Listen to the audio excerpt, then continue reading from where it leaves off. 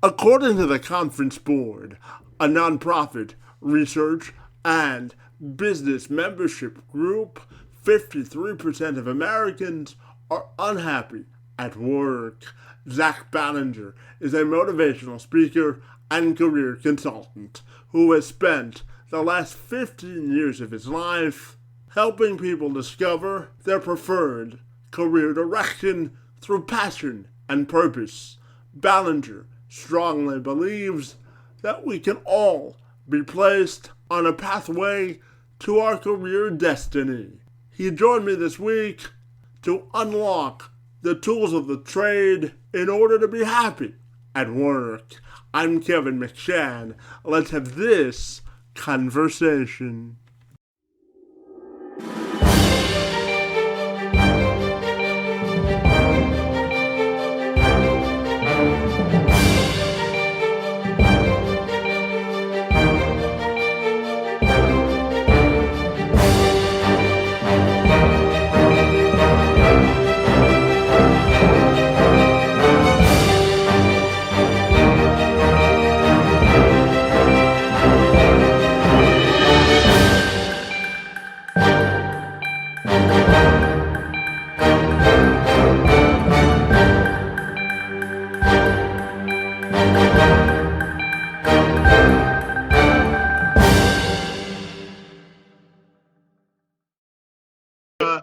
Zach, if you're ready, I'll welcome you to the program, and I'm excited to learn all about how you inspire people on a daily basis. So great to see you this morning, and thanks so much for being here.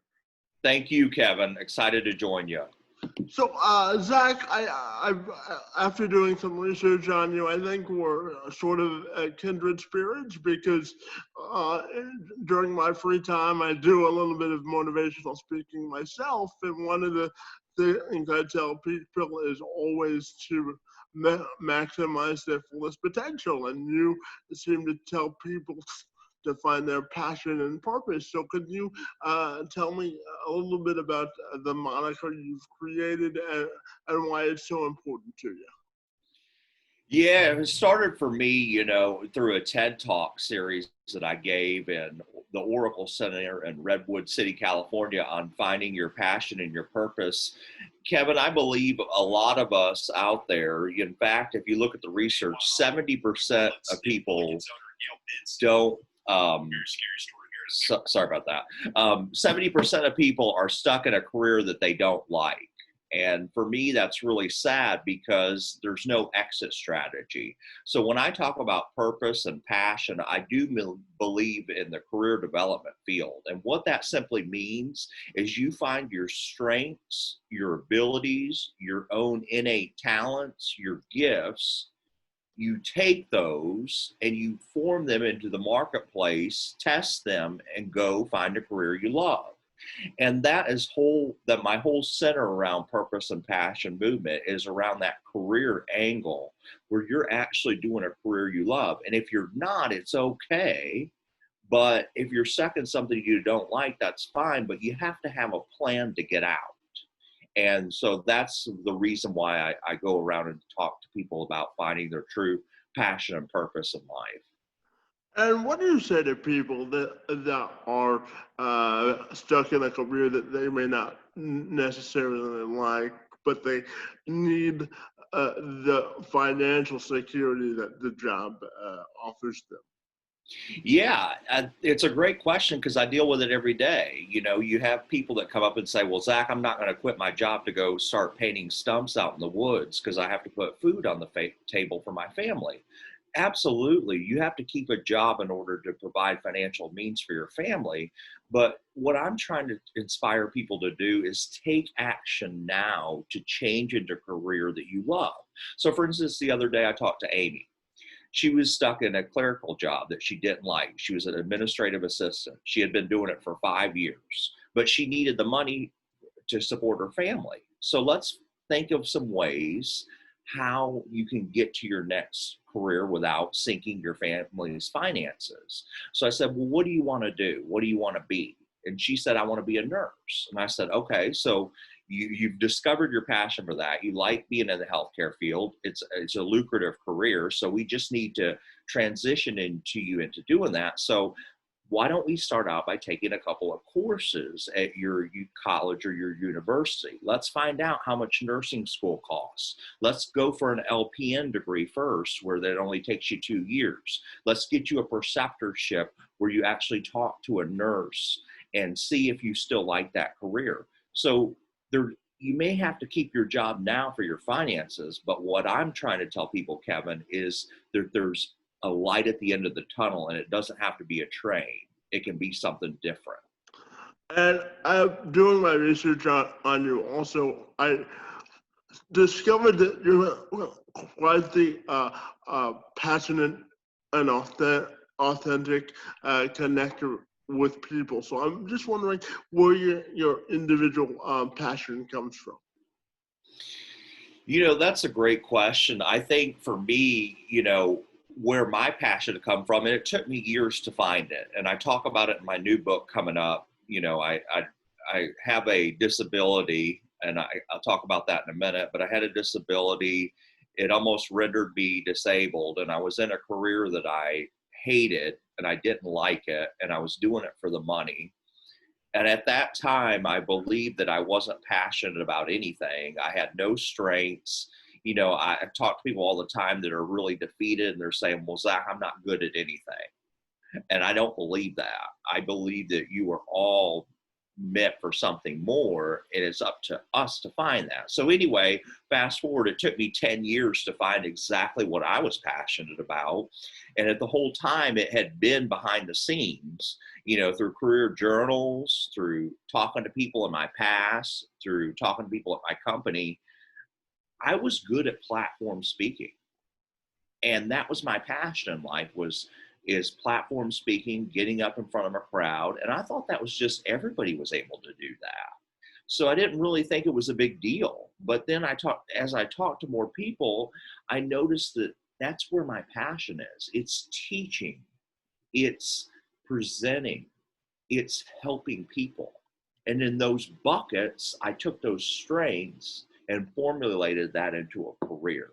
And that is really my true passion in life, is to give people teaching lessons that'll inspire them, that'll motivate them, that they can change their lives, and do that through a motivational talk. And this is certainly a wonderful time to motivate and teach people how to overcome obstacles because of the healthcare pandemic that we're living through, Zack. So my next question for you is, how do you think people can sort of reinvent themselves from an employment perspective to employers to get started on a new career or find a new passion coming out of this pandemic? That's a great question. I found myself when the pandemic first hit and I was sent home, because I was used to traveling 5 to 6 days a week. And then that all went to where you work from home. And so I found myself eating a lot of food, starting to watch Netflix, getting into a lot of the popular shows. And then after a couple of weeks, I looked at my phone, and my screen time was about 12 to 13 hours, where I was playing on my phone on social media, doing, games, or looking up some research, whatever it might be. It's too long to be on your phone. It's too long to be on Netflix. So I decided, Kevin, it was a great time to start your career development process while you're at home. Take LinkedIn classes, start connecting with people through LinkedIn. LinkedIn is the way of the future. It really is a professional networking site where you can constantly make contacts. So I encourage the audience out there, if you're on LinkedIn, try to make 5 to 10 connections per day with different people. It doesn't have to be people in your industry. It can be people from a company that you're looking for. You can also start developing yourself, reading nonfiction books into a career. I've got a great book coming out in November that you can get started. Start taking some of these classes, LinkedIn Learning. start developing your skills and honing in on them. During the pandemic, you can make two choices. You can decide, well, this is my time to relax. I'm going to cut it off. And I think we all need that from time to time. But also, I think it's time to challenge yourself. Is there a leadership course I can take? Is there online courses that I can begin? Is there people I could reach out to? Is there a mentor that I can get during this time to help me transition to a career? So I think the pandemic has really opened up a lot of different opportunities for things that we never even thought of. And this year I've done more, I think, self-evaluation, more career development this year than any other year in my career. But you have to make the time for it. Yeah, I always tell people we make time for things that are important to us, right? So I totally agree with that. And I use LinkedIn all the time to develop relationships with people and to recruit guests for this podcast. So it's an effective tool for sure, Zach. So I can relate to that for sure. But my next question to you is, I'm not sure if you knew this, but October is National Disability Employment Awareness Month. So as you know, I was born with spastic quadriplegia cerebral palsy, and you shared that you had a form of a disability. So my next question for you is, what would be your message during this month to business leaders who are paying attention to hiring people with disabilities, and your message to job seekers with a disability who may be looking for work? Yeah, I love the question because it's a very difficult question. I've spoken at disability awareness events before. Um, for my particular disability, you can't see it. And it's very frustrating to me because I have Meniere's disease, which is a form of hearing loss. And I have a real severe form of it. So I'm actually deaf out of one ear. And then I've lost about 30% out of my other ear. So, people can't see on the outside that I have this. And sometimes when they speak to me, they don't understand why, I don't communicate back, or I have a hard time hearing them. And, they don't really understand that. And so, that's the difficulty I've lived. What I would tell employers is that disabled people are usually some of the most motivated people out there because, they've had to deal with an obstacle, that they've had to deal with this obstacle, and then they're still out there trying, they're still out there developing. They're actually great hires for an organization. It brings not only diversity to your organization, but it also brings in very motivated individuals. People with disabilities have absolutely amazed me as I met people across the country with various forms of them. I met somebody without sight one time at the University of Kentucky that was able to, read Braille and was just a master in analytics. And just to think about all the adversity they overcome, just imagine for an employer, what if there's adversity that comes to your company? That person is going to be able to handle adversity better than anybody in your organization, probably. That'd be my message for employers, is to give these people opportunities. And I think the marketplace has shifted to that. If you're out there and you're college students, and that's mainly who I talk to, disabilities can be very difficult for people, but, up front, you can decide whether you want to disclose that or not. I typically do, and whichever your comfort is. Some people can't, they have to disclose it because, you can see it as part of it. But I would tell job seekers out there, don't get discouraged by your disability. In fact, it's a great sign that you can overcome adversity. You're here, you're getting your degree. Look at what you've already been through in your life. When a company hands you something like, hey, you didn't make your numbers, or your marketing budget's way overblown, what are you thinking? You've dealt with a personal story of adversity your entire life. You've been able to overcome that. You can overcome anything you want in the job market. It won't matter. And so I would tell the seekers, don't get discouraged. This is a competitive job market. No matter what you do, no matter how you slice it, it's competitive. But I really do think that people out there with disabilities have an intrinsic value and intrinsic skills that can't translate to other people because of what they've been through in their life. Absolutely, I 100% agree with that as well. And my next question is, can you just speak to the innovation that people with disabilities can also bring to a workplace? Yeah, so yeah, we live in the age of where anybody and everybody can start a business now, and they can open up a web page and start that in our society. Our technology has improved so much. You know, you look at the coronavirus, we would have never thought we would have been speaking through Zoom and StreamYard and all these different platforms. Now look at what we are today. We're able to streamline effectiveness by using virtual communication capabilities. The same for any company that employs employees. The technology and software out there is absolutely amazing.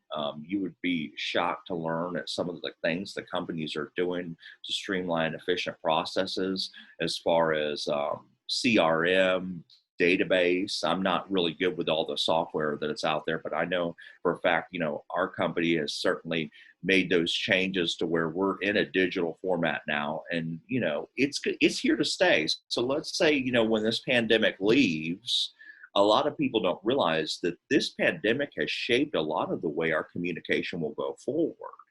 Um, these Zoom calls, these WebExes, these StreamYard meetings, they're not going away. They're in fact very efficient for companies.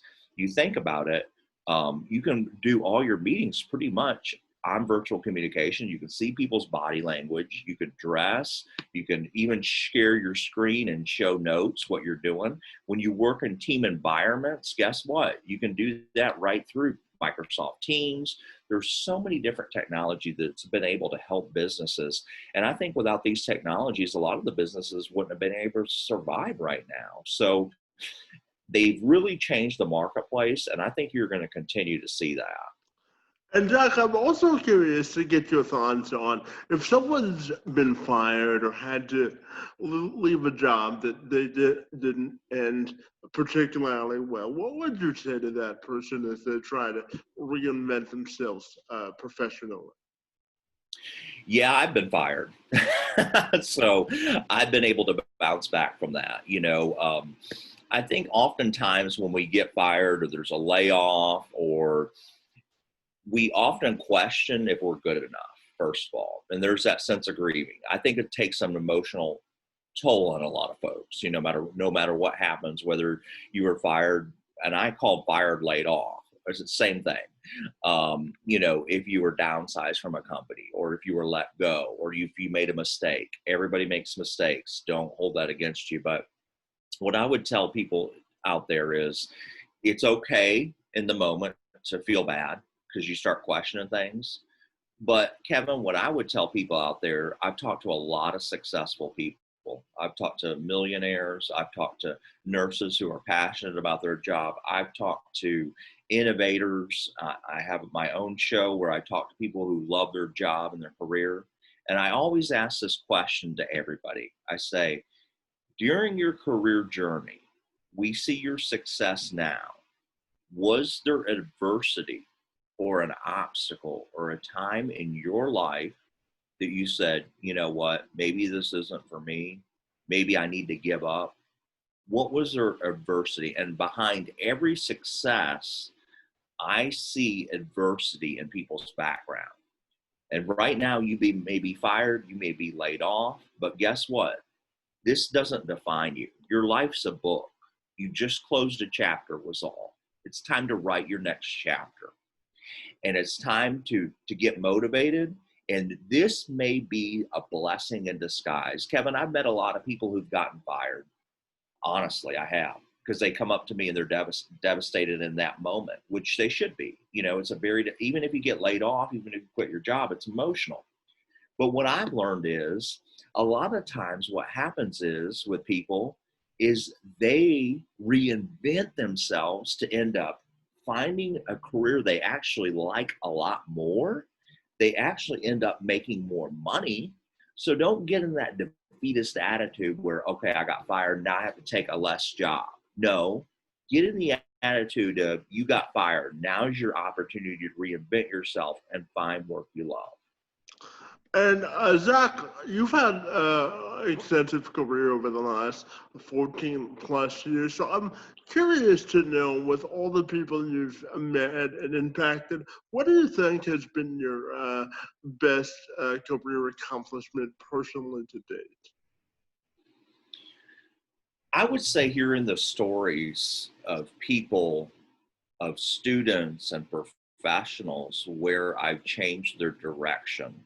And I really mean that. So, I mean, I could have talked about my leadership awards or sales awards, but really what I'm passionate about is helping people. I told you, through motivational speaking. And so I always tell this story, but it never gets old for me to tell this. So I was speaking at the University of Tennessee, and I was in the audience, and I just did a talk on career exploration and job interviewing. And the student came up to me, and his name was Ben. And Ben said, Zach, I want to be a dentist. And so we talked for a few minutes. And later on, I said, well, Ben, why do you want to be a dentist? What are you passionate about? Your patient care? You're passionate about seeing patients? He said, well, I really don't want to be a dentist, but my parents are making me be a dentist. And so we got to talking, and I said, you know, your parents are looking out for your best interest, but at the end of the day, your career decision is yours. And so we kind of talked about that. We kind of found his strengths, and his family wasn't very happy at first, but he decided not to pursue the dentist route. And it was tough on him at that time in college. Well, guess what? Now he's successful in sales, in medical device sales, making over $200,000 a year. Absolutely loves his job, is passionate about what he does. And those stories, Kevin, that is my greatest accomplishment to me, is having the ability to be able to tell these stories from individuals around the country where I've been a part of it, and it's on them. They have to do the work, and they have to decide to change, but where I've given them direction to change their future. That's so powerful, and that's my biggest accomplishments. And I know that the University of Tennessee holds a big part of your life and the person you are today. So I'm curious to know what sort of an impact the university has had on your life. Well, football-wise, they've let me down a lot, so we won't They're go better there. this year, though. No, we just got blown out to Kentucky. So, well, that's true. So, but at least they're watchable. We can debate that. You know, I think my love for Tennessee grows deep just because if you think about it, my grandmother pretty much raised me my entire life. I moved to Wartburg, Tennessee when I was 10 years old. And so I became aware, involved in the university because through sports, obviously, when you're a kid, I think people do that. And then, your love comes from the experience you had at the University of Tennessee. So Kevin, without doubt, that was probably one of my best life experiences, is to go to the University of Tennessee, is to be a part of campus, to live in the dormitories, to be involved, to see how the professors have changed my direction, how in contact I still am with the administration over there. And what they do over there, the Career Center is amazing. That center over there really helps people a lot. I think my connection to the university stems from my hometown roots, but also still being able to go visit and give talks to the students. That's pretty amazing to me when I can go to the business college. Back when I went to college, the business college was falling apart. It was like a 1920s building. Nowadays, it's a state-of-the-art center. So when I go back and speak to the students, I'm a little jealous because of the way that things have changed. But no matter what changes, is the people that still attend the University of Tennessee. And for me to be able to do videos and still help them network and various things, I'm so attached to the university as far as how they're making a difference in students' lives, and they continue to do so with the people that work there. Fantastic. And I know that education plays a big part in shaping all of us. So I can relate to that for sure. And my final question for you, Zach, is when you're not motivating people, what do you like to do for fun? Before this started, we bonded over the fact that we're both Detroit Lions fans and they finally got a win. They've been a very bad football team, but when you're a Lions fan, you take any win you can get, right? So I'm just curious, what do you like to do for fun when you're not working, bud? A lot of different hobbies, but mainly I love traveling. Traveling is my favorite thing to do. I just got back a couple of weeks ago from Montana, Glacier Park. It was absolutely a beautiful experience. Usually I try to do one international trip a year. Obviously with the pandemic, I decided, that's, not going to happen. So maybe next year, but I try to go to one international spot a year. I love vacationing. I love learning about history. I love scenic things. I also love working in my yard. I think it's a great stress relief. I love mowing my yard, which is weird. People think I'm crazy, but I actually like getting out there and mowing and doing things in the yard. I enjoy football. We talked about that. Big diehard, obviously Tennessee fan. I like the NFL too. And then I think one of the last things I like to do is I really like to volunteer in the community. When I get a chance to, obviously the pandemic's kind of hit where you can't do that right now, but in my free time, I do enjoy doing that on a quarterly basis where you're in your community trying to make a difference. And really, if anybody's out there and they've thought about volunteering is a great way to network with professionals out there. And it also, if you're passionate, like I'd love to speak, it's given me platforms out there that have been amazing. So that's kind of the things I do in my free time. Yeah, Zach, I have one follow-up for you, and just in terms of if anyone wants to sort of pursue a path to being a mentor, what would you tell them about the importance of doing that?